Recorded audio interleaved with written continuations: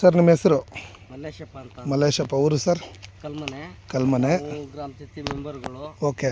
ಸಮಾಜ ಸೇವಕರು ಹೌದು. ಓಕೆ.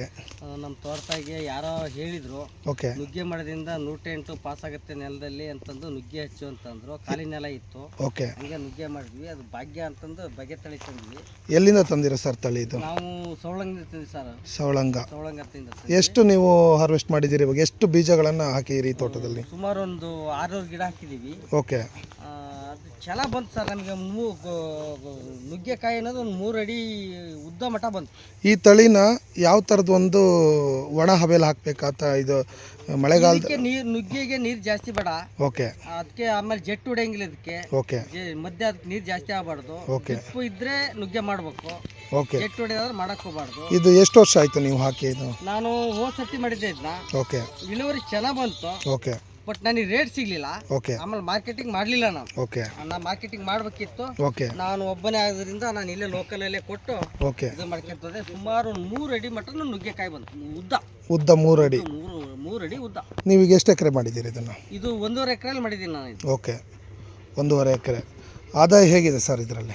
ಆದಾಯ ನುಜ್ಜು ಅದಕ್ಕೆ ಮಾರ್ಕೆಟ್ ಸಿಕ್ತಂದ್ರೆ ನಾವು ಇಲ್ಲಿ ಒಂದೇ ನಮ್ದು ಪ್ಲಾಂಟ್ ಆಗಿರೋದ್ರಿಂದ ಓಕೆ. ಇನ್ನೊಬ್ರು ಪಕ್ಕದ ಯಾರೋ ಬೆಳೆದಿದ್ರೆ ನಾವು ಬೇರೆ ಕಡೆ ಕಳಿಸ್ಬೋದಿತ್ತು. ಓಕೆ. ನಾವು ಇಲ್ಲೇ ಲೋಕಲ್ ಅಲ್ಲಿ ತರಕಾರಿ ಮಾಡೋರಿಗೆ ಅವ್ರಿಗೆ ಕೊಟ್ಟು ಅವರಿಂದ ಈಗ ನುಗ್ಗೆ ಬೆಳೆಯೋರಿಗೆ ನಿಮ್ಮ ಕಡೆಯಿಂದ ಏನು ಮಾಹಿತಿ ಕೊಡ್ತೀರಿ ಇದ್ರ ಬಗ್ಗೆ? ನುಜ್ಜು ಅಡಿಕೆ ಗಿಡ ಚೆನ್ನಾಗಿರ್ಬೇಕು. ನಾವೇನು ಈಗ ಅಡಿಕೆ ಗಿಡಕ್ಕೆ ಸುಣ್ಣ ಹೊಡಿಬೇಕು. ಓಕೆ. ಆಮೇಲೆ ಏನಾರ ಒಂದು ಸುತ್ತ ಕವರ್ ಮಾಡಕ್ ಬಿಸ್ಲಿಗಾಗಿ. ಓಕೆ. ಇದು ಫಲವತ್ತತೆ ಎಲೆ ಉದುರಿ ಎಲ್ಲ ಚೆನ್ನಾಗಿ ಬರ್ತೈತೆ ಫಲವತ್ತತೆ. ಓಕೆ. ಹಂಗ ನುಗ್ಗಿ ಗಿಡ ನಮ್ಗೆ ಚೆನ್ನಾಗಿ ಬಂದೈತಿ. ಇದು ನೋಡ್ರಿ 3 ವರ್ಷ ಗಿಡ ಇದು. ಓಕೆ. ನಾನು ಇದಕ್ಕೇನು ಫರ್ಟಿಲೈಸರ್ ಮಾಡಿಲ್ಲ ಇದಕ್ಕೆ. ಓಕೆ. ಓಕೆ. ಓಕೆ. ನಾನು ಇದಕ್ಕೂ ಏನು ಭಾರಿ ಏನು ಖರ್ಚು ಮಾಡಿಲ್ಲ. ನುಗ್ಗಿ ಸಾವಯವ ಕೃಷಿಯಲ್ಲೇ ಮೇಂಟೈನ್ ಮಾಡ್ತಾ ಇದ್ದೀರಾ? ಸಾವಯವ ಕೃಷಿ ಎಲ್ಲ ಮೇಂಟೈನ್ ಮಾಡ್ತಾ ಇದ್ದೀನಿ. ಓಕೆ. ಹಂಗಾಗಿ ಇದು ಚೆನ್ನಾಗಿ ಅಂತ ಹೇಳ್ತೈತಿ. ಓಕೆ. ಆಮೇಲೆ ನುಗ್ಗೆದು ಎಲ್ಲರೂ ಆರೋಗ್ಯದಾಯಕವಾಗಿ ಎಲ್ಲರೂ ಇಷ್ಟಪಡ್ತಾ ಇರ್ತಾರೆ. ಓಕೆ. ಆಮೇಲೆ ತೋಟಕ್ಕಂತೂ ಭಾರಿ ಇಷ್ಟ ಆಯಿತು.